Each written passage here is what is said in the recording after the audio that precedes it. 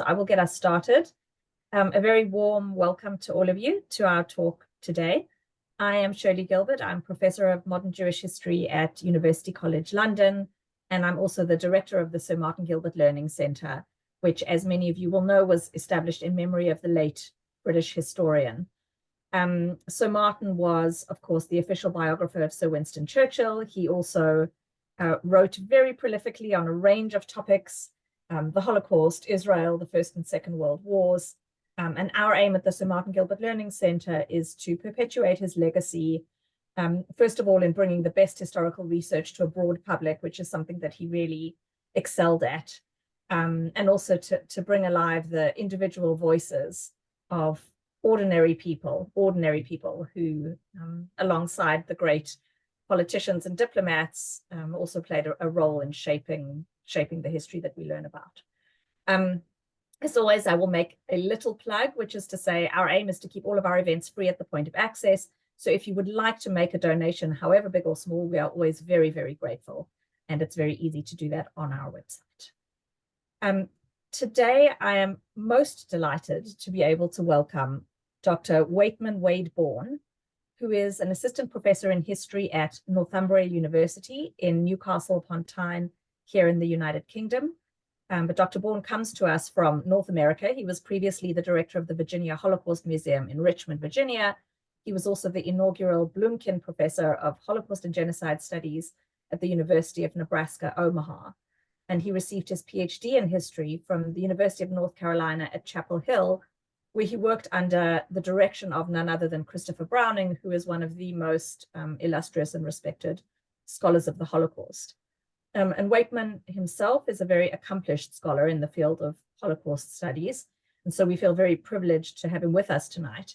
His prize-winning first book, which was titled Marching into Darkness, looked at the interesting and very complex subject of the complicity of the German army in the Holocaust in the Soviet Union, and focuses on ground level participation of members of that army. He is also the author of The Holocaust in Eastern Europe, and his most recent book, about which he's going to be talking to us today, is titled Between the Wires, the Yanovska Camp and the Holocaust in Lviv. The format of the talk will be Waitman speaking for around 40 to 45 minutes. After that, there will be lots of time for your questions and comments. So please save those up, or feel free to post them in the chat, either to everybody, or you're welcome to send your questions privately to me, and I will convey them to Waitman. The title of his talk is Recovering Yanovska, a concentration camp in the historical and virtual world. And he's going to be conveying, I think, all sorts of exciting things to us, not just about the history of Yanovska, but about his really groundbreaking and cutting edge work to recreate digitally aspects of its history. So Waitman, we're so delighted to have you here. Thanks for being here, and over to you. Yeah, thank you so much, Professor Gilbert, for inviting me. I really appreciate it. Thanks so much to the Sir Martin Gilbert Center. One of the things that I'm really interested in and have been since I was a graduate student is the role of geography in the Holocaust. And one of the things that Sir Martin Gilbert did was create an atlas of the Holocaust that had a lot of different maps of ways of conceiving this event. And so that's a really useful thing to have as well. So I want to do a couple things tonight. I'm going to talk for the majority or so of the discussion about the history of the Yanovska camp. And then at the end, towards the end of it, maybe the last third or so, I'm going to talk about a project that I'm working on now that Shirley's been kind enough to mention, which involves creating a digital reconstruction of the space. But this place is so important to me because it's a place that I think has a great deal of significance to the history of the Holocaust. It's a place that encompasses really every aspect of the Holocaust in detail. So it's a place of obviously intense suffering, of intense sadism by the perpetrators. It's a place of expropriation, looting, and robbery. It's a place of forced enslaved labor. It has a connection to the final solution to the extermination centers, but it's also a place of intense resistance by the prisoners, up to and including a mass uprising and escape. And then of course after the war, it has all of the complex, I think, and important elements of memory that um, continue to sort of function in the modern world. And yet, as I like to say, this is probably the most important Holocaust site that you've never heard of. It has, for a very long time, um, been subsumed, intentionally and unintentionally, in other histories, other narratives, um, and has been accessible both in the literal and figurative sense, um, to the general public, and in some ways in the scholarship itself. Um, I've written the first monograph about it, um, not because I'm some sort of brilliant scholar. I came across this camp when I was sort of casting about, um, for my next book project, and I had written down, during my first book project, which was about the German army, um, a German army motor pool unit that was repairing army vehicles, and it was in Lviv, and it used um, slave laborers from this place called Janowska, and I'd never heard of it. Um, and as it turned out, the book that I wrote was about the Yanovska camp, not about this motor pool unit, which I think was the right choice. Um, but it's surprising that this is a place that no one's really heard about, because it had some very famous, at least two famous people. The Wiesenthals were prisoners here. Um, it was responsible perhaps for the murder of as many as 80,000 human beings, mostly Jews. Um, and there are a number of really important survivor memoirs. One of the survivors of the camp testified about his experiences all the way beginning in 1944 to the Soviets, through Eichmann in 1961, through German trials during the 60s and 70s, into the Shoah Foundation Visual History Archive testimonies in the 90s. He wrote an amazing memoir as well. And this is Leon Wells, Leon Vellicher Wells. But yet there hasn't been a book about it. So I guess I was just kind of fortunate in that sense. And this is the only other plug that I'll make, which is that hopefully you all received a discount code for the book, which is good because it's a massive discount. So please, if you're interested in ordering it, that'd be fantastic. It comes out in August. So without further ado, I want to start just by giving a brief sort of orientation to the parts of the world that we're talking about here. And this is the introductory slide. This is what it looks like today in 2018. But I want to talk about sort of the background of Lviv, because Lviv itself is a really complex place that's back in the news today, obviously with the war in Ukraine, but is very complex just for our understanding of what happens between 1941 and 1944 at 134 Yanovska Street, which is where the camp is located. So first and foremost, where is Lviv? Well, sometimes when you ask the question, where is Lviv, you sort of have to also ask the question, when is Lviv?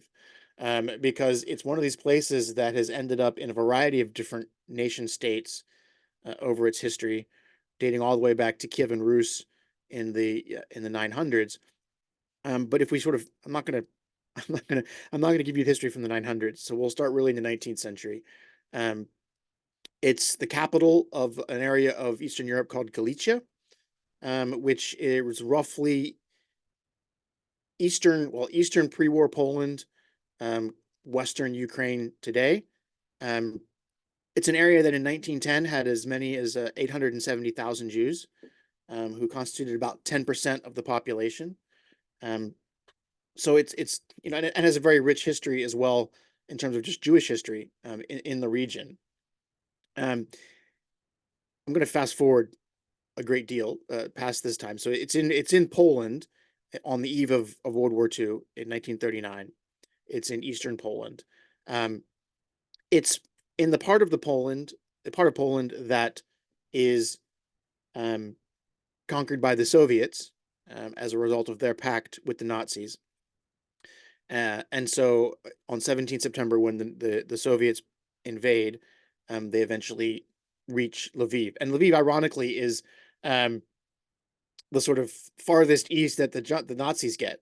So the Nazis actually get to the outskirts of Lviv before they're ordered to kind of turn around, because that's to be given to the Soviets. The Soviet period introduces a variety of problems, and constitutes a period of great suffering for really everybody involved. Um, Many of the Jews of Lviv are happy to see the Soviets, because the alternative is the Nazis. But there's a great anecdote that came about when I was one of the survivors wrote that a joke of the time was that there were Jews, the two trains passed. One was carrying Jews who had opted to go back to Germany, German occupied Poland, and one was carrying Jews who'd opted to go to Soviet occupied Poland. And both of them turned to each other and said, "Bist du Michiganer," which is like, "Are you crazy?" Right? And so again, many Jews were happy to see the Soviets arrive. This makes sense. However, many of the Jews who were observant or religious were not as happy, because the Soviets took a great deal of pleasure in shutting down all religious organizations, to include synagogues as well as Christian churches. They also, as they begin to consolidate control in Lviv, they also begin to deport Poles, elite Poles, anybody who was considered to be a threat. This also included many Jewish families, and the Soviets ushered in a period of repression. Here's an example. This is the Brigidki prison, still there today in Lviv. You can still see those bullet holes in the walls. There was about, I think, 5 or 6 prisons in Lviv run by various Soviet state organizations, and in these places, individuals were kept before they were deported east. They were murdered. They were tortured. All the worst elements of the Soviet regime were on display here. This is a really important backstory, because in July of 1941, or June 1941, when the Nazis invade the occupied Soviet Union, this all comes back. And as happens quite often in European history, it comes back on the Jews. And so the Germans get to Lviv very quickly. One of the first things that they do is they go to these prisons, and in some of these prisons, the NKVD or the KGB or various Soviet authorities had murdered the prisoners before they left, and so these places were full of bodies and these kinds of things. Again, many of these victims were also Jews. And what the Nazis did was they went in there with their cameras and they filmed newsreels showing sort of how bad the Soviets were, and they rounded up local Jews and made them bury the bodies, drag the bodies out of the prison, et cetera, et cetera. Implication being that the Jews were responsible or were allies of the Red Army. And this tapped into, obviously, existing historical anti-Semitism in Lviv, in Ukraine, in Poland, but also tapped into very real suffering that non-Jewish families had experienced under the Soviets, which they then associated incorrectly with Jews. And one of the things that this resulted in was the July pogrom, where the Nazis sort of sit back and let the local population victimize, abuse, murder Jews in all kinds of ways. And I'm not showing any of the there's some really, really horrendous images of this. I'm not showing those, but here's one which shows a little boy with a broom here in the center. I don't know if you can see that, sort of going to, poke this person who's being held. At around this time, shortly after, in August, Lviv becomes part of the general government, which is the Nazi name for German-occupied Poland. And this is sort of its last sort of territorial transformation before the end of the war, when it becomes part of Soviet Ukraine, and then in the 1990s, obviously, is part of Ukraine, the state. District Galician, seen here, is the last region that's added to the general government. You can already see the other ones: Warsaw, Radom, Lublin, and Krakow. To give you just a brief, and I'll come back to this, but a brief orientation of where we're talking about. Now we're down to the scale of the city. You can see where the city center is. The ghetto region is that shaded region to the north. It's not established until a good bit later. The other key elements here are the main train station, and the Kleperov station, which is a freight station. And you can see where the location of the Yanovska camp is in close proximity to these places. And that's going to become something that is particularly important moving forward. But the first people who arrive are a guy named Fritz Gebauer. He's seen here with the white arrow, and Wolfgang Mowinkel, who are employees of the Deutsche Ausrüstungswerke, the German equipment factory, or the DAW. And essentially, the DAW was an organization in the SS whose job was essentially to use concentration camp labor to create products. And they made all kinds of things. They made ceremonial swords, they made furniture, et cetera, et cetera. Mowinkel was the head of the DAW, or the deputy of the DAW branch in Lublin, so he had experience, and Gebauer was the guy who was picked to be the commandant in Lviv. So Mowinkel is there to sort of show him the ropes and help him get situated and get set up. So they choose this site, which is at 134 Yanovska Street, which is why it's called the Yanovska camp, but it's really two camps, as we'll see in a minute. You can also see the close proximity to the Lviv Jewish cemetery, which you can even tell from this photograph, which is an aerial photograph taken by the Luftwaffe. But you can see the sort of clear rows of the cemetery. Most of the cemetery today is destroyed and or is Christian, but there are a few mitzvot left there. So the DAW is set up here. It's on the last city streetcar stop. So again, this is a very urban camp. This place is not sort of hidden in the woods someplace. It's 20-minute walk from downtown Lviv. Gebauer goes to the Jewish labor office in the ghetto and rounds up a number of prisoners who initially commute back and forth to the ghetto in the city in building the camp. And then on Halloween, October 31st, 1941, he informs the prisoners that they will not be going home anymore and that they are now prisoners in the camp. And so this is how the camp begins. The DAW makes all kinds of things for the Germans, for the Nazi state. It makes furniture. It makes bespoke furniture for various people that show up with, luxury woods and that kind of stuff.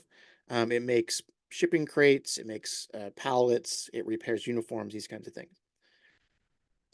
In the spring of 1942, we have the development of the second portion of what we call the Yanovska camp, and that is the ZAL, the Zwangsarbeitslager, or the forced labor camp, and it's right next door. And this is kind of an interesting story, and this is the part of the camp that I'm focusing on in this new project, but also it's sort of the worst of the two, though both of them were really awful places. It's established by none other than Gebauer's second in command, his deputy. And his deputy is a guy named Gustav Wilhaus.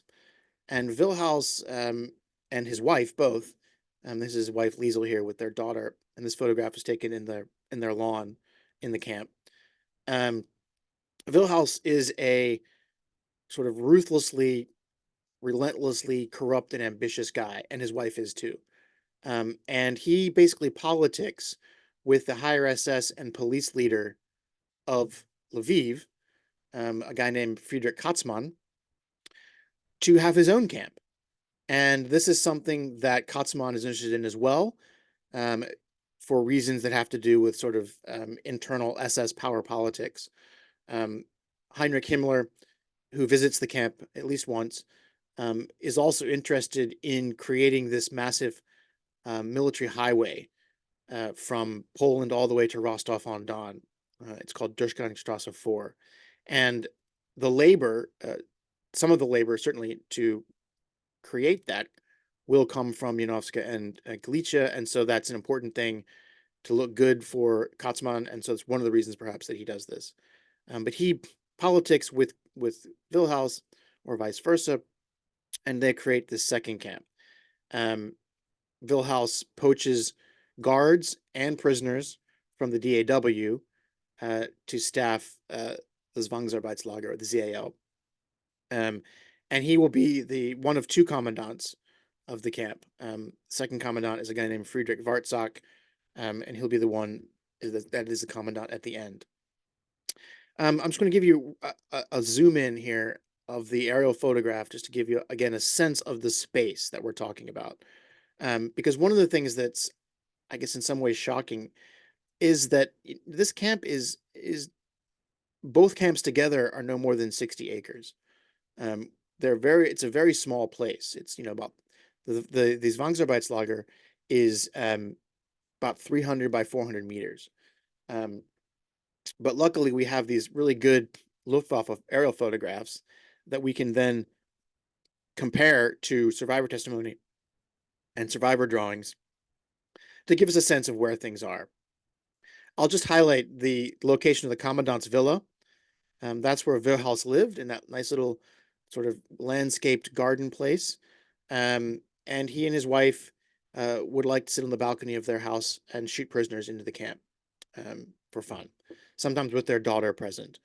And we'll come back to that later, but I think it's always important to highlight, the close proximity, especially for anyone who has seen the Zone of Interest, the film that just recently come out.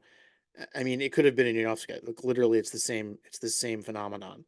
They are literally right there in the middle of it, and we have images, photographs taken of who I believe is Wilhaus's daughter inside the camp itself. Okay, why is this place so important? Obviously, we're not playing the Suffering Olympics. All Holocaust sites are important. This place is important for a couple reasons. One, of course, I've suggested already, is the way that it sort of contains a multiplicity of experiences that sort of stand in for the Holocaust. The second is, of course, the numbers of people who are killed here. And the third is it's a hybrid camp. So it fulfills three functions simultaneously, which is not, there are some camps that do this. Auschwitz is one of them. But it's also a transit camp we'll talk about in a minute. It's a slave labor camp, and it's a killing site. And it does this over the entire course of its existence in a way that some other places don't. So I'm going to talk a little bit about some of these different roles that it plays. So first of all, it's a slave labor camp. It does a lot of different things. Prisoners here are forced into a variety of different roles, but labor is what characterizes life here for most of the camp's history and for most of the prisoners.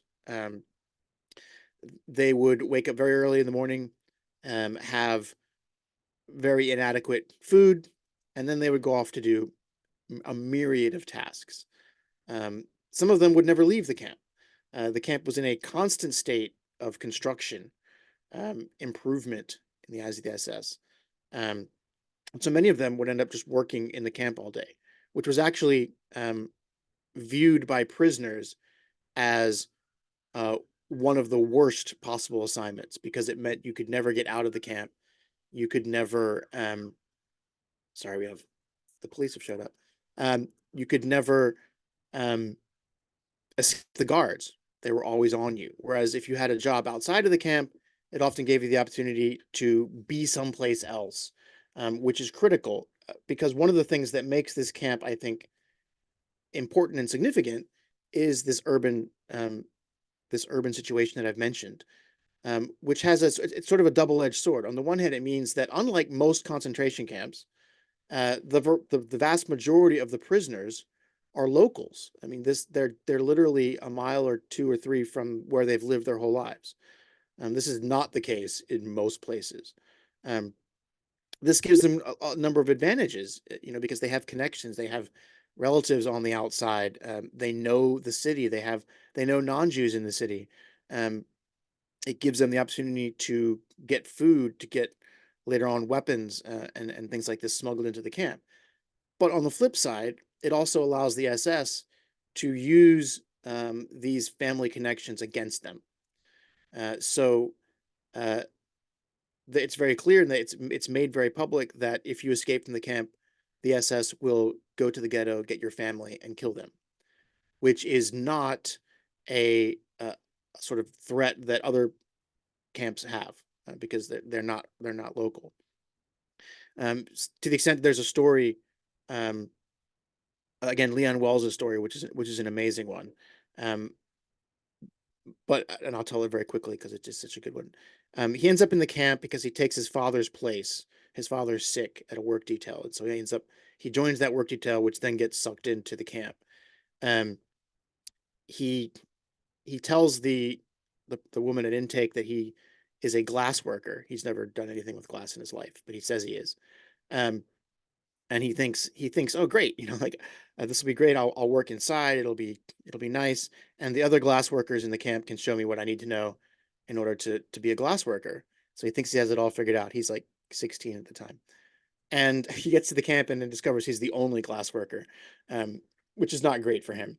um, but then he catches typhus, and the SS select him to be murdered. He ends up on his way to the killing pits, which we'll talk about later. He's standing there, and then the SS say, "Oh gosh, somebody has already died in the camp. Let's bury their body with the rest," and sends him back to the camp with the Ukrainian guard to grab this body. And as he says in his memoirs and in his testimony, he sort of had a revelation, and he decided he didn't want to die anymore, and he wanted to live. As he's dragging this body, and he runs away from the guard, and he runs into the crowd of prisoners who are waiting to have lunch. And there's several thousand, I guess, there. And the guard, they're sort of playing this game of Marco Polo, where the guard yells his name, and he goes as far away as he can every time he hears the guard call his name.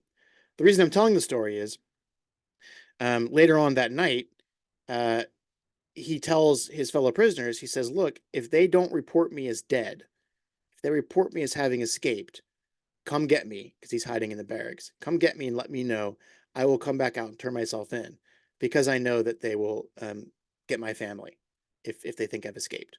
As it turned out, they didn't report him because the guard was afraid of getting in trouble for letting him escape. And so he put some glass on his shoulder the next day and walks out of the front gate of the camp, as if he's going to do some work in an SS house. So anyway, this gives you a sense of sort of the difficulties of the urban situation. Um, in the camp itself, or the labor of the camp itself, there's a variety of different examples. Some people work for the German army, as I mentioned. Some people work for the German Air Force at the local Luftwaffe airfield. Some people, as in this image here, their job is to destroy the Jewish cemetery, and help to turn the materials into building material. There are Jews that work in large numbers, a place called the Schwarz Uniform Factory, making uniforms for the Wehrmacht, but they also work in very, very small numbers, ones or twos, for various organizations. They work for the local park service in Lviv doing gardening work. So it's lots of different tasks. And sometimes they're forced to work after hours, where they come back, and because of their proximity to the Klepperhof station, they are forced to run over to the Klepperhof station and unload trains. And many of the prisoners remember that this is the worst possible thing, because they're already tired, from having worked all day, not getting enough food, and these kinds of things. And then they're forced, under the eyes of the SS, to run back and forth to the camp with building materials and things like that. So that's sort of the slave labor piece. This slave labor piece also brings in Jews from all over the region, due to the location by the train station. Secondly, the camp is it's a transit camp, meaning it's the place where deportation trains are assembled for the extermination center at Belzec. The largest deportation of Lviv Jews takes place in August of 1942, wherein around 50,000 Jews from the city are sent 60 miles north to the Belzec extermination center and murdered. And here's an image of them being taken to the camp via the city streetcar. So again, a very public thing. Also, the trains going to Belzec pass through Yanovska, through the Kleperov station. Sometimes Jews from outlying regions are taken off the train to fill positions that are needed in the camp. So that's a way of sort of mixing people and bringing populations together and deporting them as well. It's also a transit camp for property. Property comes back from Belzec of murdered Jews and is used by prisoners, by guards. It's repaired, these kinds of things. So there's a flow throughout the region. Also, and this is not in the same sense, but guards from the camp go out into the region and take over various ghettos and camps elsewhere, and then sometimes come back. So there's a social network as well between the guards in the camp and the various camps and ghettos in the surrounding area. But in this sense, Yanovska then it becomes an important sort of accomplice in the murder of over 400,000 Jews of Galicia, many of whom passed through the area on their way to the extermination centers at Belzec. And lastly, in its own right, the camp is a site of killing, almost from the very beginning. The ravines behind the camp are sandy, they're easily worked, and so they become a consistent killing site. There's no gas chambers, obviously, but this is a consistent killing site by shooting. Killings take place in all camps, but here's a place that it takes place. It's sort of the dedicated site for the region. And during the times when Belzec, when the extermination centers aren't functioning, it is the sort of official killing site for the region. So there's a period in 1942 when they're improving the gas chambers at Belzec, and Belzec is closed. During that period of time, this becomes sort of the default killing site. And then after Belzec closes in 1943 in December, it becomes the official killing site for Lviv as well as the region, or parts of the region, right? And again, it's mainly Jewish victims, but we also have Polish and Ukrainians who are shot here, as well as handicapped, for example, from the local hospitals, these kinds of things. So sometimes these killings take place sort of onesies and twosies and tens over every day, but also there are sort of mass killings. So when the ghetto is liquidated in 1943, the remaining Jews in the Lviv ghetto are all shot here, around 10,000 or so.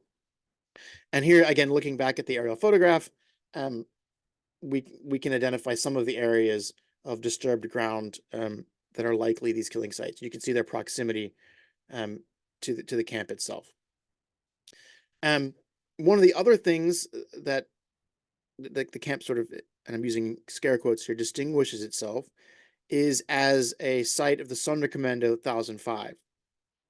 And the Sonderkommando 1005 comes into being in 1942 when Hitler himself realizes that the evidence of the killing in the East needs to be eradicated. And so he taps a former Einsatz group and leader, Paul Blobel, to figure out the best way to destroy bodies.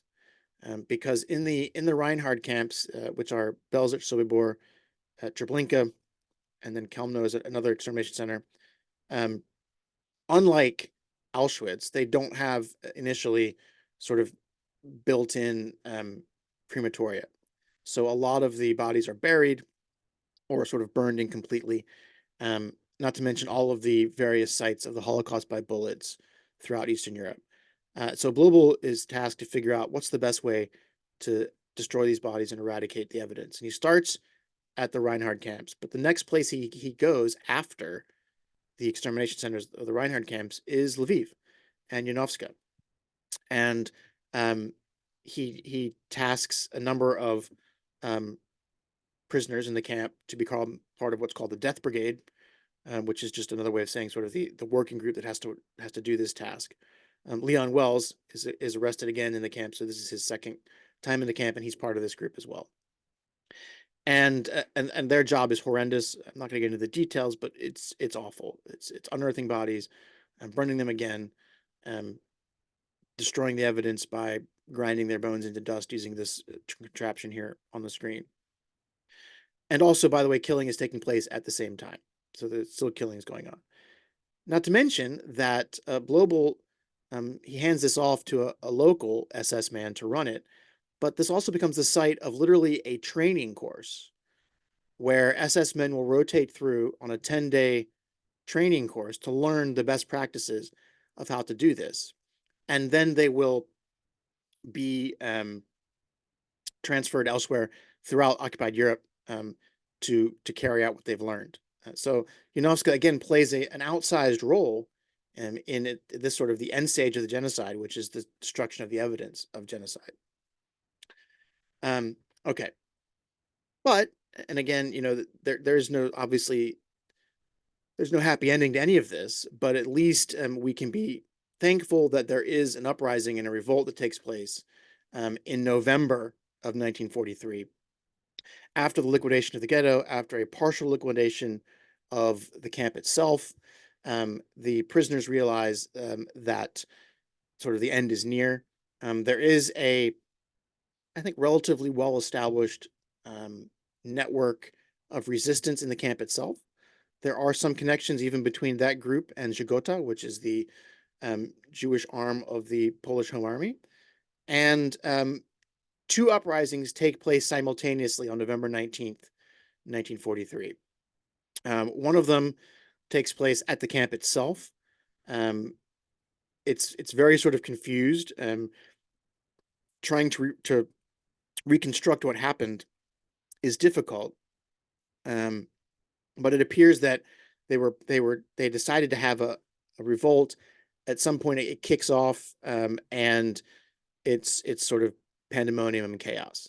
But a number of Jews do manage to escape from the camp in that particular action. And then at the same time, there is a separate uprising by the Death Brigade. The Death Brigade, this group of prisoners who have been forced to destroy the bodies, has been transferred to the Lichikov Forest, which is in Lviv. It's just kind of across the city. The Lichikov Forest was another shooting site, so there were bodies to be destroyed there. And Leon Wells, our guy, is one of the prisoners in that group. They basically plan this out, and so one night, a couple prisoners are allowed to go collect wood for the fires, provided that they also collect wood for the guards' fires. And so this group of two prisoners goes out, they kill the guard that's escorting them, they take his weapons, and they shoot up the tent full of guards, throw some grenades in it as well for good measure. And then the rest of the prisoners sort of storm the gate. And it's not a gate, it's just kind of like a fence with an opening in the fence. And they trample the guard at the gate, and they sort of flee in all directions. And in both of these escapes, a number of SS men are killed as well. Leon then ends up in hiding, which is a whole nother story. It's amazing. I mean, his story in general could be an entire talk. But he ends up in hiding in a basement, hidden by a Polish man and his wife and his family, for the rest of the war until July 1944, when he's liberated. So, it is nice that we get to kill some SS men at the end here. The camp itself, here's what it looks like today. After the war, so the camp itself is liberated. The city is liberated in July of 1944. The camp then becomes a Soviet prison camp for Soviet criminals. This includes former Nazis, prisoners of war, those suspected of collaborating with the Nazis, but obviously also political prisoners, people that the Soviets find to have committed various kinds of crimes, these kinds of things. And then when Ukraine becomes independent, it is still a prison. So today it is penal colony number 30. It is not accessible at all. Ironically, you can see by this little sign here up in the upper right corner, it's still making furniture, which is what it did under the Nazis, under the DAW, way back in 1941. And that this is a little sign that sort of shows the products that this penal colony is making. It's not a nice place. I've read some of the UN inspection reports of what it's like inside there, which is not great. But for our purposes, it's also physically inaccessible, which means that almost all of the ZAL, the Zwangsarbeitslager portion of the camp, is literally a place that we cannot go. Just by looking at the aerial, the satellite imagery, and overlaying that on the aerial photograph, it also looks like most of the buildings from the period of the camp no longer exist in there. Though if you look at where the wall is, so that dotted yellow line, the outline of the camp is almost identical to the concentration camp. With the exception of the former headquarters building, which does exist, almost unchanged. It's a multifamily dwelling today. And then parts of the DAW, that southern section of the camp, do exist, buildings sort of scattered in that sort of residential area there to the south. At times, this site was also used for police. The ravines behind it were used for training police dogs. There was a pig farm back there. There is very little commemoration of the site. There's a monument established by a survivor, one of these sort of 1960s, like a stone with words written on it.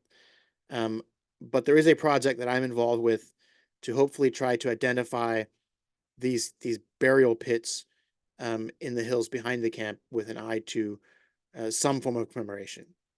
But generally speaking, it's not a site that you can visit. There's no sort of museum. There's nothing to see, because most of it's in the prison, or it's just sort of residential neighborhoods today. So that brings us to sort of the end of the history of the camp. Let me shift massively into the future and talk about this project that I'm working on now. It's called the Visualizing Yanovska project.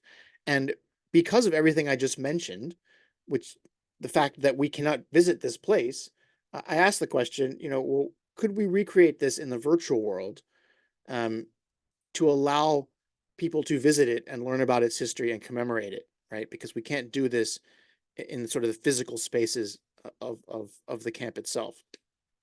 So I got a grant from the AHRC to go into this process. And one of the things that I've done is I've learned how to do some of this modeling myself, but I also have an architect and a professional digital modeler who will be doing probably the part that is most public facing. And really, there's sort of three goals to this. One is an academic side, which is what are the challenges to doing this?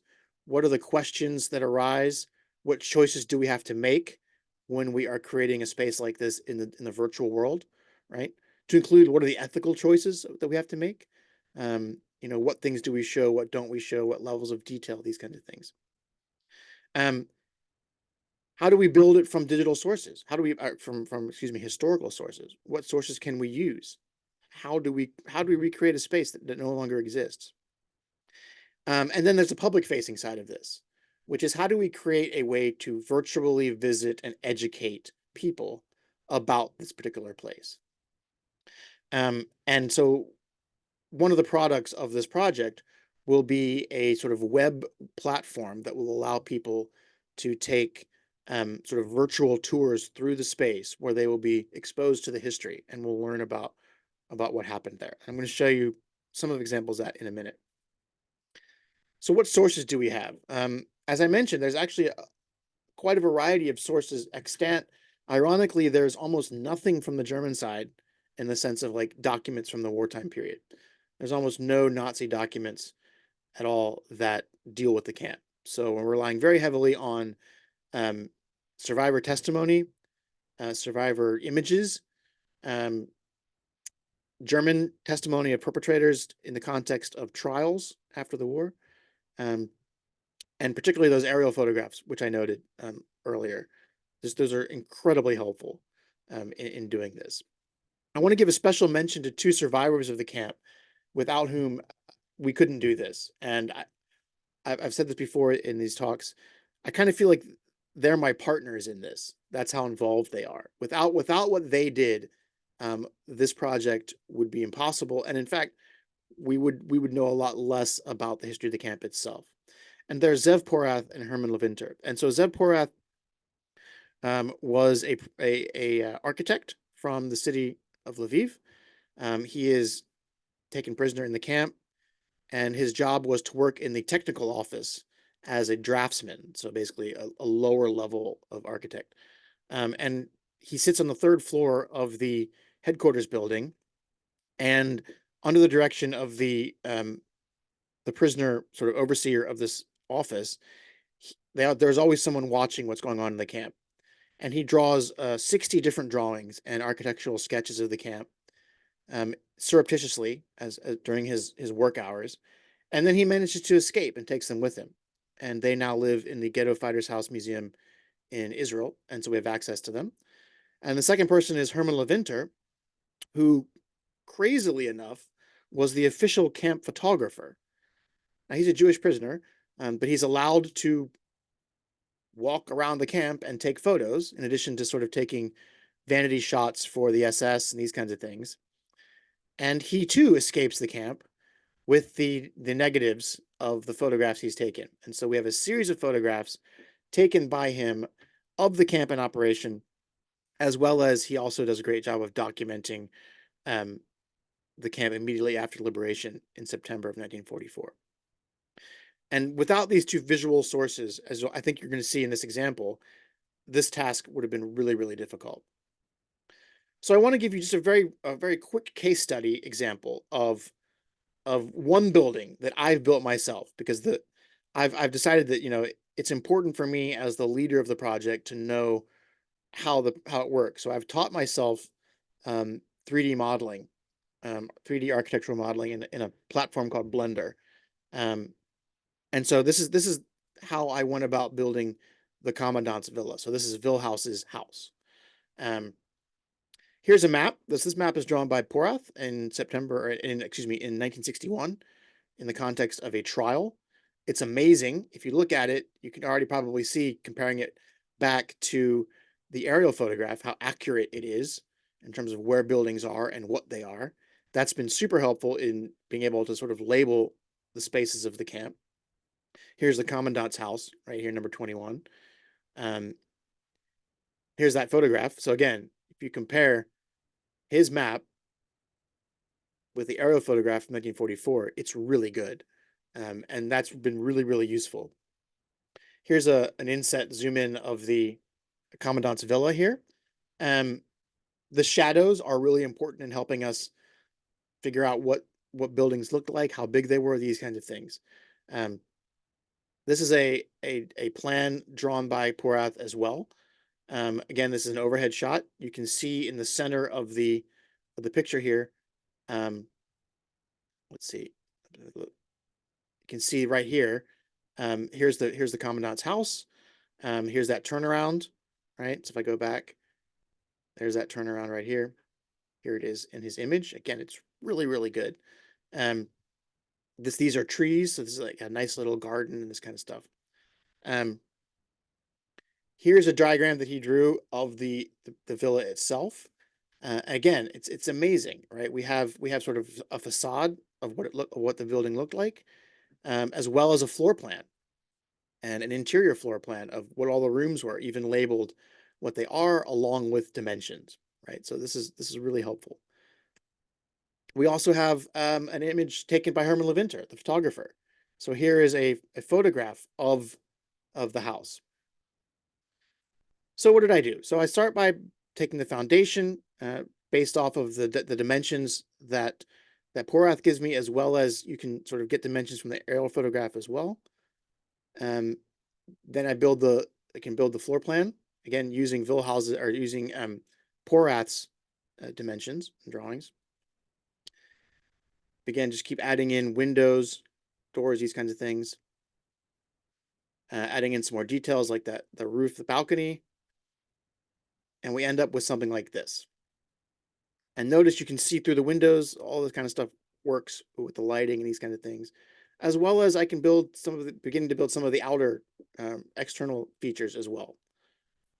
And so we end up with something like this, which is on the left, a reconstruction that I've done rendered with lighting, because you can change the lighting, make it night, make it day, make it different times, do shadows, these kind of things. And on the right there is the photograph by Levinter. So what? Who cares? What's the point of this? Well, you can do lots of really interesting things. You can, for example, put yourself on the balcony and see what parts of the camp are visible from where the commandant would have been. And this is really useful in trying to think about what spaces of the camp prisoners might want to avoid, because we know that in their testimonies, prisoners talk about taking different paths around the camp so that they would not be in range of the commandant. We can also reproduce where Zev Porath sat. And this is Zev Porath's view out of the third-story window of his office, what he could see. And if you remember all the way back to the beginning, there's that image of the guardhouse. Well, this is what he could have seen. So it gives us a sense of what he could see as a witness. Another element I'm just going to talk about very quickly is, how do we show ambiguity, right? We don't know everything about each building. So one of the things that we're working with is how do we show different levels of certitude about what buildings looked like. So here you have sort of a very basic shape, because we know there was a building there from the aerial photograph, but we don't know what kind of building was or what it looked like. This, by the way, right here, that's the window I showed in the earlier image. That's where Porath sat, looking out into the camp. I'm going to skip the next slide really quickly to show this is an example of what we hope to achieve in the end. As you're going through the camp, you would have the ability to sort of click or interact with a particular part, and then it would teach you, educate you with something about the history of the camp. And we can embed lots of different elements. So you can see here, these are two drawings by Porath of this specific area. On the left here is he's actually drawn an historical event that happened, which was two rabbis from the town of Yavorov who were forced to dance on this little platform for a week or so as prisoners entered the camp. And then they were shot. But Porath remembers this visually. Other survivors remember this in their testimonies. We could also show wartime photographs. Here's a wartime photograph of this exact area taken by Levinter. And then we could also embed video testimony. So here you have a survivor talking about what it was like to enter into the gates of the inner camp. I'm going to just end very quickly here with two things. This is an example of, turn this on, of an animation. It's not fully rendered. That's why it just looks sort of black and white, because my computer would blow up if I tried to render it. But if you remember the image of the commandant's house, that's what this would look like if you rendered it completely with all the textures, the colors, and the details. But you can see, what it allows you to do is move through the virtual space as if it was a physical space. And hopefully we'll make it so that you can stop and look at a building, and then there'll be places you can click and interact with the history via survivor testimony, via primary source documents of that particular place. Some decisions, about ethics, we're not putting people in here. There's not going to be guards, there's not going to be prisoners. I don't think that's important or ethical to do that. This is not a game. It's not going to be sort of that kind of interactive, but it's going to allow you to sort of virtually get a sense of what the space looked like, right? And so here we are, sort of in the inner courtyard of the camp itself. That's the camp kitchen that you're looking at straight on, and then you can sort of turn the view and look at some barracks, and then it's going to turn and end up by sort of looking back at the view to the commandant's house, which is going to happen right about now. And just to give you a sense, I'm going to close now. My last sort of piece of the presentation, I'm going to give you kind of a sneak peek into what the actual camp itself looks like in the system that I've created. So I'm going to share a different screen here.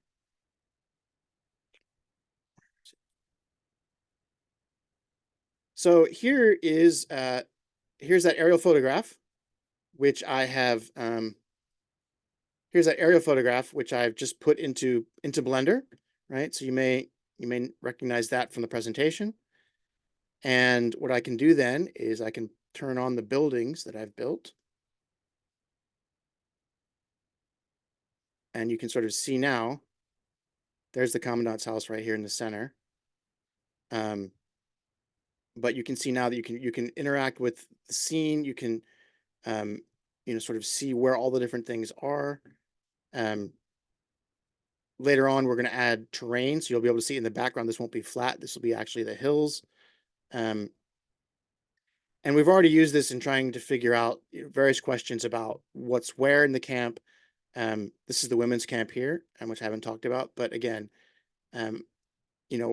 in the act of building this, I've already learned a bunch about the history of the camp itself, because when you actually have to begin to build, you have to think about these kinds of questions.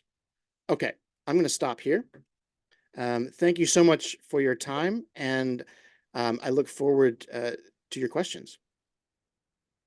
Thank you so much, Waitman. That was really fascinating. And I think particularly the last bit, a really fascinating demonstration of the amazing potential of these digital technologies, excuse me, both to kind of change our understanding of these places, but it seems to me also crucially to change how we educate about them. That seems to me really striking. We have, well, technically we have about 3 minutes for questions, but there are also a lot of questions. I'm happy to stay as long as people want to talk. Thank you. So I'm happy to extend our time a little. Maybe let's extend it for about 10 minutes. If people need to leave, obviously that's totally fine. And I do nonetheless want to apologize in advance that most likely we won't be able to get to all of these questions, because I've also received a number privately, and I can see Sue Johnson has her hand up. So I'm going to try my best to get through many of them. I also wanted to make a quick shout out. I noticed after my intro that Esther, Lady Gilbert, Sir Martin's widow, is with us today, and I wanted to extend her an especially warm welcome. Hi, Esther. It's good to have you here. Okay, so I'm going to pose to you some of the questions that came through in the chat. I'll try and group them a little. There were quite a few questions relating to staff at the camp. So I'm going to put them all to you at once. Okay. One was a question about what was the balance between local auxiliaries, so Ukrainians, I would guess, especially Polish people. The question mentions Travniki, which was the camp where many local auxiliaries were trained. What was the balance between those and German officers in the camp, or non-commissioned officers? Second question was to what extent the Nazi leadership in the camp took into account the possibility of resistance. So in terms of how they organized leadership, did they assign additional people to security that might have taken them away from other roles? And finally was a question about, were any of the staff members at Yanovska tried for war crimes after the war on either side of the Iron Curtain, and did any of them receive sentences? Yeah, and I'm going to try to answer these as quickly as I can so that we can get to as many questions as possible. As far as the guard force, they had Travniki men. In fact, some of the SS men arrived at the camp with the Travniki men that they had trained in Travniki. So Kalanko, for example, is one of these guys. I identified about 80 individuals, SS men, who had been in the camp. Interestingly, some of them had been were ethnic Germans. A lot of them were ethnic Germans, so they were from outside of Germany, but they were in the Waffen SS.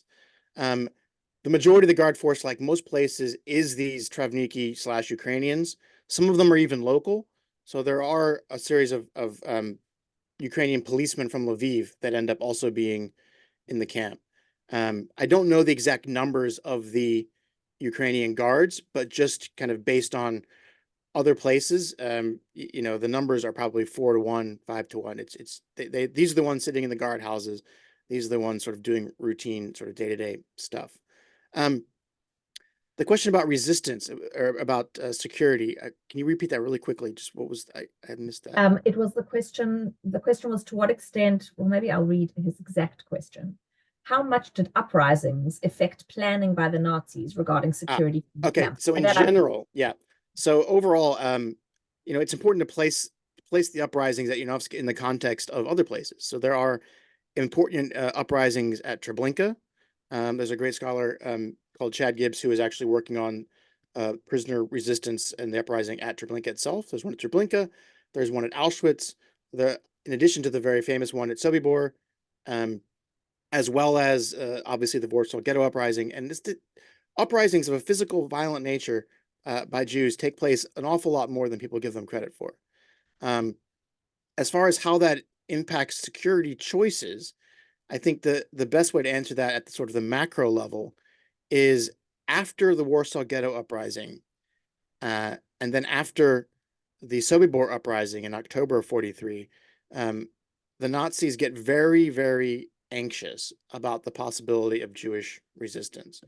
And so you start to see orders to sort of close everything down. Whatever remnants, ghetto remnants are there, they should be liquidated. The camp should be collapsed into sort of the smallest camp possible. So they are aware of this, and it does affect sort of the way that they plan. Not so much at Janowska, but Janowska is kind of an amateur affair all the way through. Lastly, the court question is a very good one, and I undersold this a little bit. In the late 60s, there is a trial called the Lemberg process in Stuttgart. It is after the Frankfurt Auschwitz trial, it is the second largest German Nazi trial in German history. It lasts for a couple years. There are survivors from all over the world who come to give testimony. And there are also some smaller trials after of individuals. The Lemberg process is, I mean, none of them are satisfying from a justice perspective. However, a number of perpetrators are convicted. Their sentences are kind of ridiculous. I mean, they're, the longest sentence, there's one life sentence out of it, but they're like 8 years, 4 years, these kinds of things. The Commandant Wilhaus is killed by the Americans in the end of the war, so he has not tried, but he's also dead. Wartzak escapes. Wiesenthal hunted him for the rest of his life and thinks that he ended up in Egypt, but he was never brought to trial. Kotzmann, who was the higher SS and police leader for Lviv, when he got after the war, he changed his name, he abandoned his family, and lived under an assumed name for the rest of his life until his deathbed. And on his deathbed, he confessed to a priest who he was, and then promptly died. So it's a mixed bag. More people probably were convicted than other places, and that's a longer conversation, perhaps. Thank you. A couple of comments just to convey. First, Esther Gilbert says that she and Martin knew Leon Wells and also went to Yanovska, at least to the memorial stone and along the north side of the prison walls to an area which is now a harrowing wilderness area, she says. Sue Johnson also, who had her hand up but put it down, asked if you could keep them up to date with your virtual project. And I noticed that on your website, there is a place to sign up. Is Yes. that the right place? So I Yes. wonder, in the email that we will send everybody after this talk, we will also send the discount code for your book as well as the link to your website, so that people who are interested in it can sign up for ongoing information.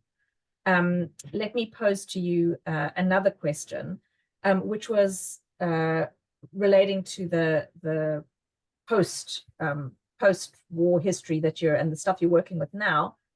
Asks, given the sensitivity in Jewish burial customs, will you be using non-invasive search methods? Yeah, absolutely. The organization that I'm partnered with is called Zapomniani, and Zapomniani is a Polish organization who has done this sort of work in lots of other places. And one of the first rules, right, is to not violate the halakhic law. And so they do all the coordination with, for example, Rabbi Shudrich, who is the official rabbi of Poland. And there are ways to do this, right? There's things called ground penetrating radar, which helps to identify sort of disturbed soil, and it can do all of this without disturbing the ground. Another way that we're probably going to do is do metal detecting, because all of these murders behind Yanovska were done by shooting. We know from Father Desbois' work in excavating these kinds of sites in elsewhere in Eastern Europe, the mass shooting sites, that you have an accumulation of spent cartridges, which are metal, and so we can identify those things, with a metal detector, and dig 2 inches into the ground or whatever to find these, and they always end up usually on the edges of the burial sites anyway, so we would not be disturbing any ground at all. I think you're muted. Sorry, I muted myself because my friendly dog decided to say hi to all of you. I'm going to pose one more question. And again, just need to apologize to everybody whose questions I haven't asked. There were so many really interesting, thoughtful questions, and I will convey them to Waitman. I will send them after the talk today, especially the person who asked about Amazon in one of his previous books. I'll definitely make sure that gets conveyed. But the last question is this. As a secondary issue raised by your presentation in terms of landscape and memory, are there similar locations that have served as a camp and were then repurposed to something similar afterwards? Also, does that tie into a larger project or body of work where certain locations have a similar use over time, like a Yeah, battle? yeah, this is a great question, and I'll answer it, I guess, in a couple different ways. So one of the most sort of, I guess, obvious examples is Sachsenhausen, a concentration camp outside of Berlin, which after the war, there's a special camp which is established on the grounds of Sachsenhausen by the Soviets, again, as a place for Germans. Many of them, sort of are bad Nazis who deserve to be there. Some of them are more sort of political prisoners. I think this is can be a relatively common phenomenon, because a carceral space is a carceral space in some sense. So certainly with prisons, like built up prisons, like Brigidki prison, for example, it was a prison probably from the Habsburgs on, and is used that way. There's another camp called Rive Salt that another friend of mine, great scholar named Terence Peterson, is working on a project on. It's in France. It was used before World War II, basically as an internment site for immigrants. Later on, it's used to intern foreign Jews, i.e. not native-born French Jews, but Jews who end up in France. And it has a continuing life as well. So I think this idea of sort of overlapping spaces of memory and trauma, I think is a particularly interesting one. I'm not certain the extent to which it's been sort of raised in that sense by scholars, but I know that people have worked on spaces, and particularly the post memory of these spaces, I think, is really, really interesting, in terms of how do we study them and how do we separate them. And an example, I'll give you another example, because I think that it bears mentioning here, which is that of the American plantation. One of the projects that I sort of have in mind is a sort of comparative, reasonable discussion of comparing plantations with concentration camps, with labor camps, because a plantation is a very nice way of saying slave labor camp. And even the United States, there's a place called Angola. Angola was a very, very large plantation in Mississippi, named Angola after where they thought that their slaves came from. And it becomes literally after slavery, it becomes a huge prison system, for prisoners in Mississippi, many of whom are African American, many of whom are forced to do unpaid labor. So again, there are these really interesting continuities. Thank you. Well, so at that point, we will wrap it up, and finish with just a very big thank you to you, Waitman, on behalf of the Sir Martin Gilbert Learning Centre and behalf of all of us here today, for a really fascinating, thought-provoking talk, and we look forward to seeing how this research will pan out in the months and years to come. As I said, I'll send around all of those details, and I will just remind you all of our next event, which is Professor Kathy Gelbin, who will be talking about Once Upon a Time in the East, Jews in the GDR, Jews in the former East Germany, which should be really fascinating. That's going to be on Monday, the 3rd of June at 7 p.m. UK time. So please do join us then. Please join me in thanking Waitman once again for giving of your time to be with us, and hope to see you all very soon. Thank you so much. Bye-bye. Thanks for the questions. And somebody did point out, I'm going to mention, you're right, Angola is in Louisiana, not in Mississippi. I'm an Thank American you. historian, but I'm not an American historian. On that note, see you all soon. Bye-bye.